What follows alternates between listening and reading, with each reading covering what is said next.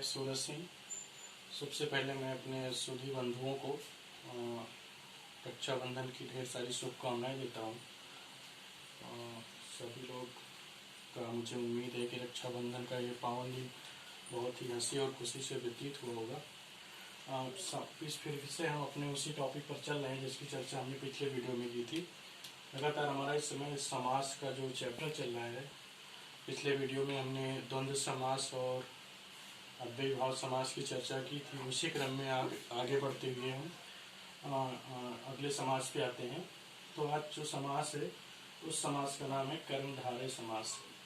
कर्मधारय समास आज का मुख्य बिंदु हमारा कर्मधारय समास पे है। तो सभी लोग मेरे इस वीडियो को पूरा अंतिम लास्ट तक देखेंगे और मुझे उम्मीद है कि आप लोगों को ये वीडियो पसंद आएगा। अव्ययी कर्मधारय समास की परिभाषा अच्छी समझ में आएगी और ये ऐसा विषय है कि जिसका उपयोग सभी व्यक्ति को है। हिंदी हर एक विषय, हर एक क्लास का, हर एक कॉम्पिटिटिव एग्जाम का अनिवार्य विषय है। तो मुझे जहाँ तक मैं मानता हूँ कि सारे कंपटीशन के लिए भी और वैसे भी अपने लौकिक व्यवहार के लिए हिंदी ज्ञान तो सबके लिए अनिवार्य है। तो उसी क्रम में आज हम समास की चर्चा कर रहे हैं। तो सबसे पहला मेरा समास है कर्मधारय समास। कर्मधारय समास क्या होता है इसके बारे में जानेंगे। तो इस समास की परिभाषा बहुत ही सिंपल होती है।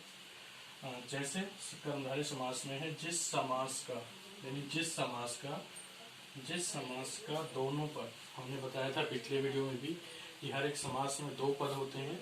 एक पूर्व पद होता है और एक होता है उत्तर पद। तो कर्मधारय समास की परिभाषा होगी कि जिस समास का, यानी जिस समास का दोनों पदों यानी पूर्व पद और उत्तर पद दोनों पद विशेषण विशेष और उपमान उपमेय का संबंध होता है। यानी जिस समास के दोनों पदों में विशेषण विशेष और उपमान उपमेय का संबंध होता है उसे कर्मधारय समास कहते हैं।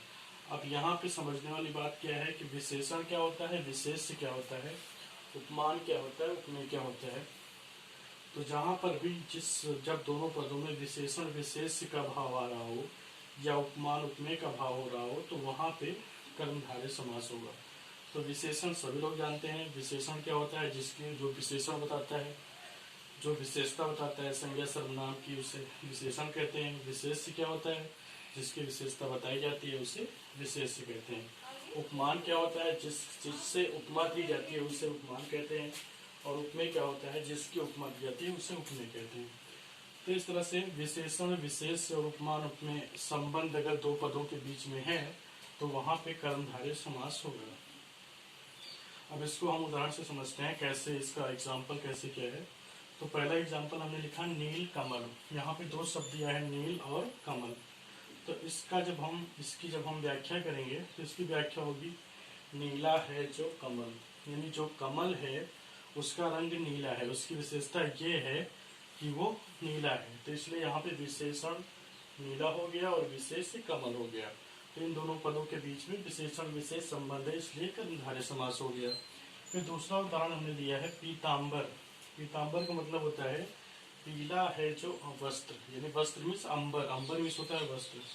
तो जो वस्त्र है, जो कपड़ा है वो कैसा है, पीला है, यानी उसकी विशेषता ये है कि जो वस्त्र है वो पीले रंग का है। तो इस तरह से यहाँ पे हम विशेषण और विशेष का संबंध पा रहे हैं। पीला जो है विशेषण है और वस्त्र अंबर शब्द जो है विशेष है।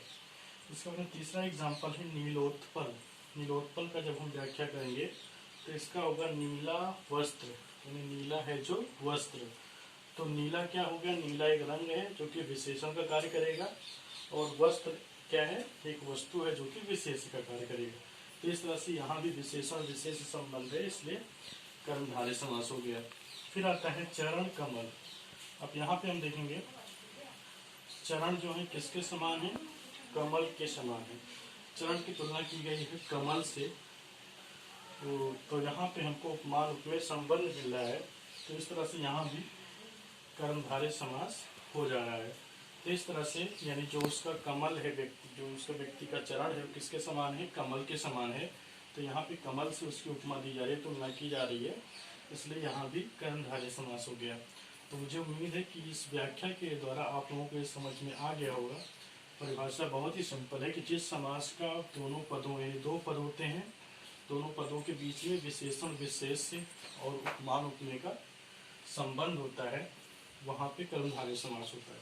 नील कमल, जैसे नीला है जो कमल, नील शब्द विशेषण हो गया, कमल विशेष हो गया। पीताम्बर, पीला शब्द विशेषण हो गया, अंबर शब्द विशेष हो गया। नीलोत्पल, नीला शब्द विशेषण हो गया, उत्पल शब्द विशेष हो गया।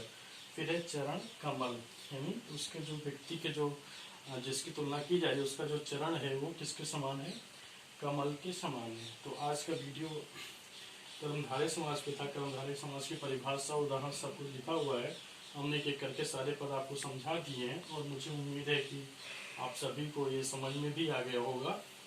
और अगर आप लोगों को नहीं आ रहा है, कुछ भी समस्या है, तो आप लोग प्लीज़ कमेंट करके मुझे लिख के दीजिए, मैं उसको इम्प्रूव करूँगा।